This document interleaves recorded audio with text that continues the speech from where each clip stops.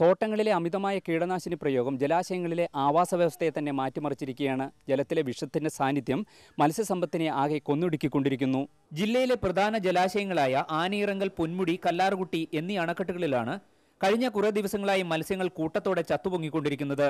അടുത്തിടെ ഫിഷറീസ് വകുപ്പ് ജലാശയത്തിൽ നിക്ഷേപിച്ച മത്സ്യക്കുഞ്ഞുങ്ങളും ജലാശയത്തിലെ സ്വാഭാവിക മത്സ്യങ്ങളുമാണ് കഴിഞ്ഞ കുറേ ദിവസങ്ങളായി ചത്തൊടുങ്ങിക്കൊണ്ടിരിക്കുന്നത്.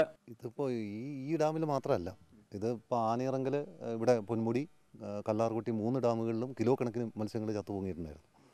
അപ്പോൾ ഇതിന് മുമ്പ് ഒരു മാസം മുമ്പ് ജലവിഭവ വകുപ്പുകൾ, അതായത് ഫിഷറീസ് ഡിപ്പാർട്ട്മെൻറ്റ് ഉദ്യോഗസ്ഥന്മാർ, വെള്ളത്തൂർ പഞ്ചായത്ത് അധികൃതരെല്ലാം കൂടി പൊന്മുടി ഡാമിൽ കുറേ മത്സ്യങ്ങൾ കൊണ്ടിട്ടതാണ്.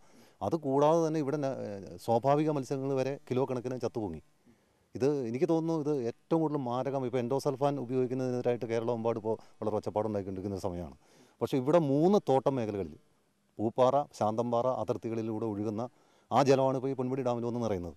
അതിലൂടെ ഒഴുകി വരുന്ന മൊത്തം മുഴുവൻ എൻഡോസൾഫാൻ ഉപയോഗിച്ച ജലമാണ്. അതോടൊപ്പം തന്നെ അവിടെ കുഴിച്ചിരിക്കുന്ന ഓരോ കുഴികളിൽ നിന്ന് നിറയുന്നത് ശുദ്ധജലമാണെന്നുള്ള പേര് മാത്രമേ ഉള്ളൂ.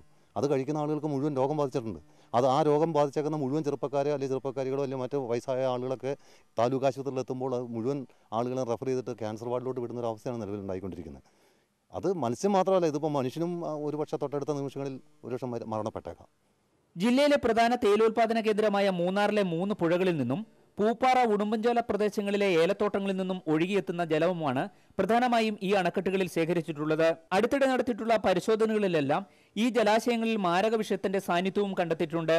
അണക്കെട്ടുകളോട് ചേർന്നുള്ള തോട്ടങ്ങളിലെ അമിതമായ കീടനാശിനി പ്രയോഗമാണ് മത്സ്യങ്ങൾ ചത്തുപൊങ്ങാൻ കാരണമെന്ന് പൊതുവെ വിലയിരുത്തപ്പെടുമ്പോഴും ഈ ജലം യാതൊരു പരിശോധനകൾക്കും വിധേയമാക്കാതെ കുടിവെള്ളമായി വിതരണം ചെയ്യുകയാണ് അധികൃതർ ഇവിടെ.